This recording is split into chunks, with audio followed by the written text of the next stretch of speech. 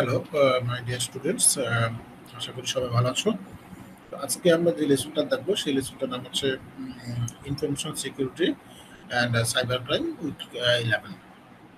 ওকে, so সেখানে আমরা একটু দেখে নিই যে আজকের এই লেসনটার আমাদের লার্নিং গোলগুলো আসলে কি কি। যেটা দেখবো আমরা সেটা হলো যে এই লেসনটার ভিতরে কম্পিউটার অ্যাপ্লিকেশনগুলো দেখবো, যেটা আমরা রেগুলার ইন সোসাইটিতে আমরা যে সমস্ত অ্যাপ্লিকেশনগুলো ইউজ করি সেগুলো সম্বন্ধে আমরা জানবো এবং সেগুলোতে কীরকম ভাবে সিকিউরিটি চ্যালেঞ্জেস অ্যান্ড ভালনারেবিলিটিসগুলো কী কী, হ্যাকার্স এবং কম্পিউটার ক্রাইম কীভাবে কাজ করে, প্রুফ অফ কম্পিউটার ক্রাইমটা কী, সাইবার ক্রাইমগুলো কী, এবং টেকনোলজিক্যাল টুলসগুলো যেগুলো এই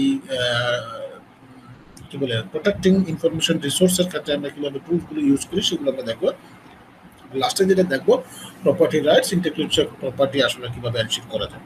ওকে, প্রথমে আমরা যেটা দেখি যে সমস্ত কম্পিউটার অ্যাপ্লিকেশনগুলো আমরা রেগুলার ইন সোসাইটিতে আমরা যে সমস্ত ইউজ করি সেই অ্যাপ্লিকেশনগুলো কী কী টাইপের হয়ে থাকে আমাদের educational, government, science, publishing, industry or enterprise, finance, healthcare, tribal or personal communication. This kind of application আসলে আমরা রেগুলার প্রপারলি আমরা রেগুলার অ্যাক্টিভিটির জন্য আমরা এই টাইপের অ্যাপ্লিকেশনগুলো আমরা ইউজ করে থাকি। এখন আমরা দেখবো যে এই অ্যাপ্লিকেশনগুলোর ভিতর থেকে সবচেয়ে বেশি যেই জিনিসগুলোকে আমরা আসলে ইন্টারনেট বেসড যে অ্যাপ্লিকেশনগুলো আমরা যেগুলো ইউজ করি সেগুলো ইমেলের জন্য, যেমন ইয়াহু, জিমেল বা আদার্স যেগুলো আছে, social media, Facebook, Google plus, YouTube, Messenger, Skype, this kind of application আসলে আমরা regular email, social media communication এবং মেসেঞ্জিং এর ক্ষেত্রে আমরা এই টাইপের অ্যাপ্লিকেশনগুলোকে নরমালি ইউজ করে থাকি। তো এখন আমরা এখানে দেখবো যে এই অ্যাপ্লিকেশনগুলোতে আসলে আমাদের ইউজ করার ক্ষেত্রে চ্যালেঞ্জেস এবং ভালনারেবিলিটিসগুলো আসলে কোথায় ইউজ করা। তো আমি যদি এখানে একটা কম্পিউটার, একটা নেটওয়ার্কের একটা চিন্তা করি, যে এইখানে যদি আমরা একটা ইউজার চিন্তা করি, যে একটা ক্লায়েন্ট অথবা আমি অ্যাজ এ পার্সন যে ইউজার হিসেবে যদি চিন্তা করি, তারপরে সেই ইউজারটার ভিতর থেকে সে কখন কখন আসলে অ্যাক্সেসগুলো আসলে কিভাবে আসতেছে। তো এখান থেকে হইতে পারে যে একটা আনঅথরাইজড অ্যাক্সেস হতে পারে, আনঅথরাইজড ইউজারও লগ ইন করতে পারে। এখন এই জায়গার ভিতরে আমাদের আসলে কমিউনিকেশনের ব্যাপারটা কিভাবে হয়, লাইনগুলো কমিউনিকেশন লাইনের মাধ্যমে হয়। তারপর হচ্ছে সেটার ভিতরে কমিউনিকেশন লাইনগুলোর ভিতরে কি একটা সার্ভার থাকবে, কর্পোরেট সার্ভার, অথবা সেই সার্ভারের ভিতরে ইন্ডিভিজুয়াল যে একটা কর্পোরেট কোনো সিস্টেম থাকে সেটাও হতে পারে।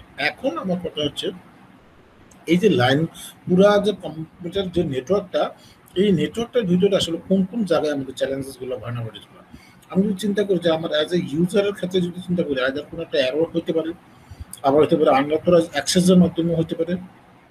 ওকে, এখন তারপর হচ্ছে যে কি কমিউনিকেশন লাইনগুলোর ভিতরে কি কি ট্যাপিং এর মাধ্যমে হতে পারে, স্নিফিং এর মাধ্যমে হতে পারে, মেসেজ অটোমেশনের মাধ্যমে হতে পারে, মেসেজ থ্যাফট বা প্রোটেকশনের মাধ্যমে, বিভিন্ন রকম রেডিয়েশনের মাধ্যমে কমিউনিকেশন লাইনের ভিতরে আমাদের ভালনারেবিলিটিসগুলো তৈরি হতে পারে। আবার যদি কম্পিউটার কর্পোরেট সার্ভারের মধ্যে আমি চিন্তা করি, সেই সার্ভারের ভিতরে কি কাজ হতে পারে, হ্যাকিং, ভাইরাস, ট্রোজান হর্স বা থেফট করা, ভ্যান্ডালিজম করা, ডিডোস অ্যাটাক করা, অথবা কপিং ডাটা অল্টারনেট করা, হার্ডওয়্যার ফেলিয়ার হতে পারে, সফটওয়্যার। তো এই টাইপের চ্যালেঞ্জেসগুলো আসলে কিন্তু আমাদের প্রতিনিয়ত হবে, কি যে আমাদের যে সমস্ত ভালনারেবিলিটিস জিনিসগুলো আমাদের আসবে।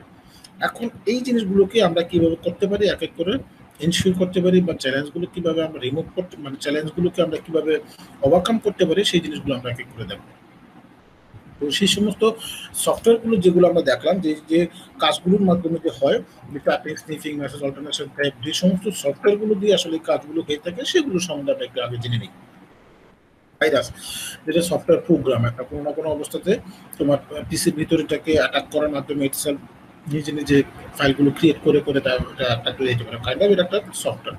হোমস এমন একটা যেটা ইন্ডিপেন্ডেন্ট, এটা একটা প্রোগ্রাম যেটা নিজেকে নিজে কপি করে আসলে কাজগুলো করা হয়, এবং এটা একটা কম্পিউটার থেকে পুরো আরেকটা কম্পিউটারের পুরো নেটওয়ার্কের মধ্যে এটাকে সরাই দেওয়া খুব ইজি। ট্রোজান হর্স এটাও একটা মানে কাইন্ড অফ, এটাও একটা ম্যালিশিয়াস সফটওয়্যার, যেটার ভিতরে আসলে মাধ্যমে দিয়ে পুরো কম্পিউটারের কন্ট্রোলটাই আসলে নিয়ে দেওয়া যায়। সেটার নিয়ে তখন কি হয়, সিস্টেমটার ভিতরে ড্যামেজ, ডিস্টার্ব করা, ইনফরমেশন দেওয়া, চুরি করা, অথবা হার্মফুল কোনো না কোনো সিচুয়েশন তৈরি করে দিতে পারে, যেটা over the network, over the system of the over on the network. SQL ইনজেকশনের মাধ্যমে, যেটা বিভিন্ন রকমের ওয়েব ফর্মের মাধ্যমে এক্সপ্লয়েট করে দিতে পারে। তারপরে স্পাইওয়ারের মাধ্যমে, যেটা নিজে নিজে ইনস্টলেশন হতে পারে। তার বিভিন্ন রকমের কি লগের মাধ্যমে, যেটা আসলে বিভিন্ন রকমের সিরিয়াল কি নাম্বারগুলো পাসওয়ার্ডগুলো সিস্টেম থেকে নিয়ে নিয়ে এই মেলওয়্যারগুলো তৈরি করে ফেলতে পারে। তারপরে স্পুফিং এর মাধ্যমে, যেটা ফেক ইমেলের মাধ্যমে আসলে করতে পারে। তারপরে স্নিফারের মাধ্যমে, যেটা সিস্টেমের মধ্যে ওভারঅল নেটওয়ার্কটাকে মনিটরিং করে ওভারঅল একটা করে, যেটার মাধ্যমে হ্যাকার আসলে অলওয়েজ ইনফরমেশনগুলো নেওয়ার জন্য বা কোম্পানির মেইলগুলো, কোম্পানিগুলো ফাইলগুলো কখন এটাকে এই ওভার নেটওয়ার্কের ভিতরে পাস হচ্ছে সেটাকে যেগুলো একটা মনিটরিং এর মাধ্যমে এটা ঘটতে পারে। তো এটা হচ্ছে তার মধ্যে একটা হচ্ছে স্নিফার।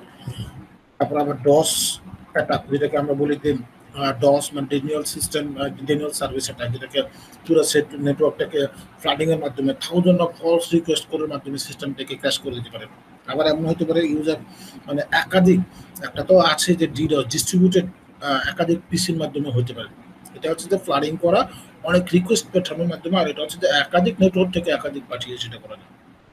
আরেকটা একটা এক্সাম্পল, যদি আমি একটা পিসি থেকে যদি অনেকগুলো রিকোয়েস্ট পাঠায় সার্ভারকে করতে পারি, আবার এমন হতে পারে একাধিক পিসি থেকে বা একাধিক নেটওয়ার্ক থেকে অ্যাটাক করার মাধ্যমে হতে পারে। সেটাই হচ্ছে ডিস্ট্রিবিউটেড ডেনিয়াল সার্ভিস অ্যাটাক। আবার এখন আমরা একটু দেখে নিই যে সমস্ত ক্রাইমগুলো যে ঘটতেছে, সেই ক্রাইমগুলোর ভিতরে কি কি উদ্দেশ্যগুলো আসলে কিভাবে থাকে। যে আইডেন্টিটি লুকায় রাখে সে, তারপরে যে ফেক ওয়েবসাইটের মাধ্যমে হতে পারে, তারপরে ওয়্যারলেস নেটওয়ার্কটা কমপ্লিটলি আমাদের নেটওয়ার্কটার মাধ্যমে হতে পারে, ট্রাস্টেড যে ওয়াইফাই আমাদের কানেকশন টু ইন্টারনেট, মানে এটার মানে যেটা যেন কোনো অবস্থায় যদি ট্রাস্টেড নেটওয়ার্কের বাইরে যেতে কানেক্টেড না হওয়া যেতে পারে। ফার্মিং এর মাধ্যমে, ক্লিক পয়েন্টের মাধ্যমে অনলাইনে অনেক রকমের বিভিন্ন রকমের ওয়েবসাইট চলে আসে যেগুলো আননেসেসারি, সেটার মাধ্যমে আমরা ক্লিক করেও সেই ওই সাইটে আমরা তুলে দিতে পারি বা অথেন্টিকেশন আমাকে নিয়ে নিতে পারে। তারপরে আবার কি মানে ফার্মিং, যেটা redirected user to bogus web page, যেটা একেবারে মানে কোনো প্রকারের আমাদের বোগাস কোনো ওয়েবসাইটের ভিতরে নিয়ে গিয়ে তারপরে ওইখানে তোমাকে অ্যাড্রেস আইডি পাসওয়ার্ড দেওয়ার জন্য কথা বলতে পারে, যেটার ভিতরে দেওয়া মানে হচ্ছে যে আমি মনে করছি যে আমার নিজের কোনো না কোনো অ্যাক্সেস, ওরকমই সাইট, কিন্তু আমার মনে হবে যে আমি নিজেই মনে হচ্ছে ফেসবুকের মতো একটা কমপ্লিট একটা সাইট পেজ, কিন্তু আমি ওই জায়গায় আইডি পাসওয়ার্ড দিয়ে মানে আমার ওইখানে আমার আইডি পাসওয়ার্ডের ইনফরমেশনগুলো দিয়ে দাও। তারপরে এখন আমি একটু দেখি যে এই যে ক্রাইমগুলো ঘটতেছে সেটাকে আসলে প্রুফ করানোর জন্য বা ভ্যালিডেশন আনার জন্য বা আমি যেগুলো চেক করার জন্য আসলে কি কি প্রসেস আমি আসলে অ্যাপ্লাই করতে পারি। এক নম্বর হচ্ছে যে ইলেকট্রনিক এভিডেন্সের মাধ্যমে। আমি যদি বলি যে সেটা কি প্রপার কন্ট্রোলের মাধ্যমে, যে আমি এই পার্সনটার মাধ্যমে আমি আসলে দিব, ইনস্ট্যান্ট মেসেজের মাধ্যমে, ইনস্ট্যান্ট ট্রানজাকশনের মাধ্যমে, ইনস্ট্যান্ট আমি বলবো যে মানে কি বলা হয়, যেমন আমরা মোবাইলের ভিতরে যেমন ট্রানজাকশনে যখন ঘটে, আমি যখন একটা ট্রানজাকশন করি আমাকে একটা পিনকোড পাঠায়, সেটার আমি একটা রিপ্লাই দিলে ওই পিনকোডটা দিলেই দেন ট্রানজাকশনটা complete. This is called electronic evidence. Computer ফরেনসিকের মাধ্যমে বিভিন্ন রকমের অথেন্টিকেশন চেকের ভিতরে যা হতে পারে বিভিন্ন রকমের biometric on any others, this kind of ফরেনসিকের মাধ্যমে আমরা হতে পারে। তারপরে এখন আমি একটু জেনে যাই যে আসলে কম্পিউটার ক্রাইমটা এক্স্যাক্টলি কি আসলে। এটা আসলে যদি বলা হয় the crime that involves and users computer device and internet is known that crime, যেটা ওই কম্পিউটারটা আমি যেটা involves in the users of the computer device and internet known as the crime, এটাকে আমি কি বলে আমি এটা মানে এটা অন্যায় কাজের জন্য আমি ইউজ করছি। the crime that involves and uses of computer device internet is known as crime। এটাকে বলা হয় cyber crime can be committed against an individual or group, এবং হতে পারে যে একজন অথবা একাধিক পার্সন একসাথে এই কাজটা ঘটাইতে পারে। তারপর it can be also committed against the government and private organisation. It may be intend to harm someone reputation, physical harm or in mental harm. এই যে অকারেন্সগুলো, this is called exactly the cyber crime.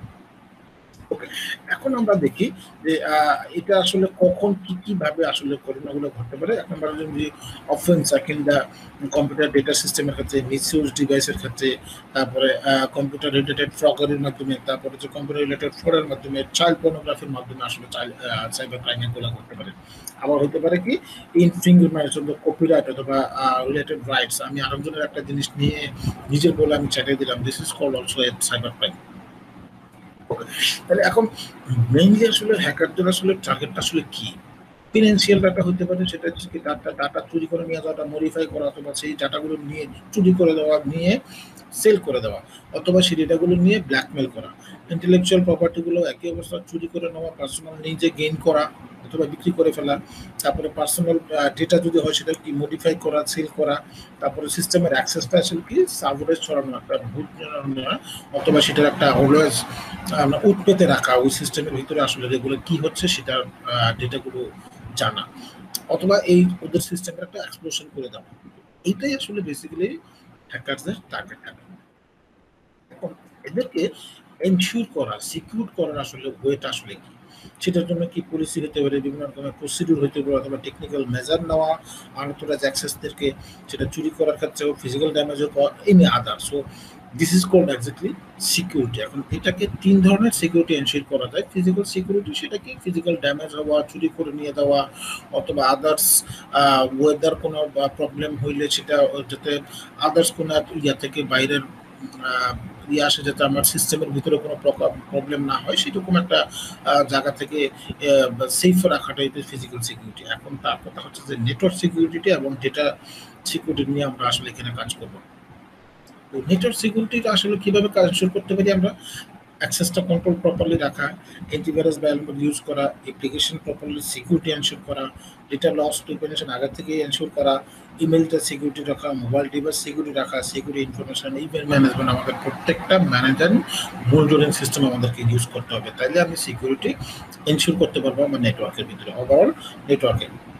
R data সিকিউরিটির ব্যাপারটা সেটা আমি depend করতেছে আমার security, physical security, administrative control, logical control and সেফগার্ডস living the accident. আমি আসলে কোন জায়গাটা কাকে ইউজ করতে কতটুকু দিব, কীভাবে দিব, protection data from the accidental, international, এমন হতে পারে যে অ্যাক্সিডেন্টালি হতে পারে, আনইন্টারন্যাশনালি হতে পারে, আবার ইন্টারন্যাশনালি হতে পারে। তো সেটা কী কী সোর্সের ক্ষেত্রে আমি কীভাবে সিকিউরিটি দিব সেটা ডিপেন্ড করে নিতে হবে। তো সেটার জন্যই বিভিন্ন রকমের টেকনোলজিক্যাল টুলস আমরা ইউজ করতে পারি।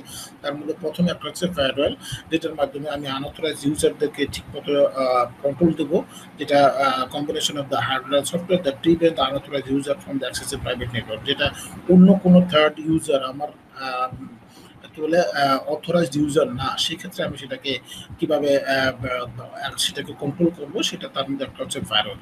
তার মধ্যে হচ্ছে ইন্ট্রুশন ডিটেকশনের বিভিন্ন রকমের মনিটরিং সিস্টেম, যেটা আমি হটস্পট সিস্টেম ছিল কর্পোরেট নেটওয়ার্ক, এর বাইরেও অন্য কেউ আসলেই সেটাকে মনিটরিং করা হবে, এক্সামাইন করা হবে যে ডিসকভার হবে অ্যাটাক দ্য প্রগ্রেস, কেউ আসলে আমার ওই নেটওয়ার্কের ভেতরে অন্য কেউ বাইরে থেকে ট্রাই করছে কিনা। তারপরে রেগুলার অ্যান্টিভাইরাস এবং অ্যান্টিস্পাইওয়ার সিস্টেম ইউজ করা, যেটা মেলওয়্যারগুলোকে প্রেজেন্স করা থেকে মেনটেন করা, মনিটরিং করা। তারপর হচ্ছে যে পুরা ওভারঅল নেটওয়ার্কটাকে সিকিউর করা কন্টিনিউয়াসলি চেঞ্জিং কি এর মাধ্যমে। আমি রেগুলার মানে লম্বা সময় ধরে একই রকম পাসওয়ার্ড আমার নেটওয়ার্কের ভিতরে রাখবো, তো সেটার জন্য রেগুলারলি কন্টিনিউয়াসলি আমি যাদের চেঞ্জিং এর মধ্যে রাখি। এনক্রিপশনের মাধ্যমে হবে, যে আমি যখন ডাটা ঠিক করবো, চেঞ্জ করবো, বা ডাটা আমি কাউকে সেন্ড করবো, সেটার জন্য এনক্রিপ্ট করে যেন আমি পাঠাই। যেমন এখানে সেন্ডার পাঠাবে, সেখানে একটা এনক্রিপশনের একটা প্রসেস থাকবে, সেই ডাটাটা যদি অফ হয় তাহলে আবার সেটাকে ডিক্রিপ্ট করবে, দেন রিসিভার রিসিভ করতে পারবে। তাইলে আসলে এখানে মাঝখানে এনক্রিপ্ট এবং ডিক্রিপ্ট সেই জিনিসটা আসলে মাঝখানে আসলে মানে চুরি হয়ে যাওয়ার আর কোনো পসিবিলিটি, চুরি হয়ে গেলেও সেটাকে এনক্রিপ্ট ডিটেক্ট করার আর সুযোগ থাকবে না। বিভিন্ন রকমের ডিজিটাল সার্টিফিকেটের মাধ্যমে হতে পারে, যেটা আসলে বিভিন্ন রকমের ইউজার এবং ইলেকট্রনিকের মাধ্যমে করেছেন, অনলাইন ট্রানজাকশনের কাজগুলো আসলে এই ডিজিটাল সার্টিফিকেটের ভিতরে যেটা হয়ে থাকে। লাস্ট যেটা আমরা বলবো যে safe and ethical usage in the computer, মানে আমাদের প্রত্যেকেরই কি principal of rights and wrong individual acting as a free mortal agents to make the choice to guide there behaviour. আমাদেরকে আসলে ইথিক্স নিজেদেরকে নিজে তৈরি করতে হবে। প্রফেশনাল কোড অফ কন্ডাক্ট থাকতে হবে প্রত্যেকটা কোম্পানির, অর্গানাইজেশনের, কান্ট্রি ওয়াইজ, যে কি কাজ করা যাবে, কি কাজ করা যাবে না। তারপরে সেটার জন্য এক্সাম্পল EMA, EBA, AITP, এগুলো হচ্ছে ACM, এগুলো প্রত্যেকটা প্রফেশনাল কোড অফ কন্ডাক্ট দেওয়া আছে, যে এই কাজগুলো করতে গেলে কোন জায়গায় রাইট অ্যান্ড সিকোয়েন্স হবে না, কোন জায়গায় ইথিক্সি হবে, কোন জায়গায় ভালনারেবিলিটিস করলে কি রকম হবে, সেটার একটা kind of promise by the professional regular times in the general interest of society.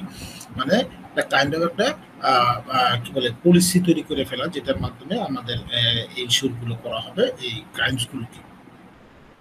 আর লাস্টে দিয়ে হচ্ছে ইন্টেলেকচুয়াল প্রপার্টির রাইটস এনশিওর করা, ট্রেড অ্যান্ড সিক্রেটের মাধ্যমে, যেটা আমি বিলংস করি, আমার এই কোম্পানির আমার প্রোডাক্ট এটা, সেটা করার জন্য আমি সেটার একটা ট্রেড সিক্রেট থাকবে। তারপর হচ্ছে কপিরাইট, সেটার জন্য আমি আরেকজনকে যখন দিব সেটা যেন কপিরাইট মাধ্যমে সেটা হয়, ব্র্যান্ড প্রোটেক্টরের মাধ্যমে হয়। আর লাস্টে হচ্ছে পেটেন্টের ব্যাপারটা, সেই পেটেন্টের ব্যাপারটা আমি যদি একটা কোনো একটা তৈরি করি, সেই পেটেন্টটা অন্য আমি একজনকে পেটেন্টটা আমি দিতে পারি। আবার ব্যাপারটা হচ্ছে সেটা যদি ওপেন হয় দ্যাটস গুড, বাট ওপেন যদি না হয় সেই পেটেন্টটা আরেকজনকে ইউজ করবে, সেটার gaps create the infant inclusive monopoly and idea behind the invention of 20 years. আমি এটার জন্য এত বছর পর আমি পর্যন্ত আমার এই পেটেন্টটা আমি রাখবো, অথবা আমি পেটেন্টটা আমার নিজের জন্য উন্মুক্ত রাখবো না, আমি শুধুমাত্র এটা একমাত্র আমাদের অর্গানাইজেশনের পেটেন্ট, সেটা আমি অন্য কাউকে সেল করব, বাট আমি ফ্রি কাউকে দিয়ে পারবো, সেটা এনশিওর করতে হবে প্রপার্টি রাইট। তো এই পর্যন্ত ছিল আমাদের আজকের লেসনের। আশা করি সবাই ভালো থাকবো। ধন্যবাদ সবাইকে। আল্লাহ হাফেজ।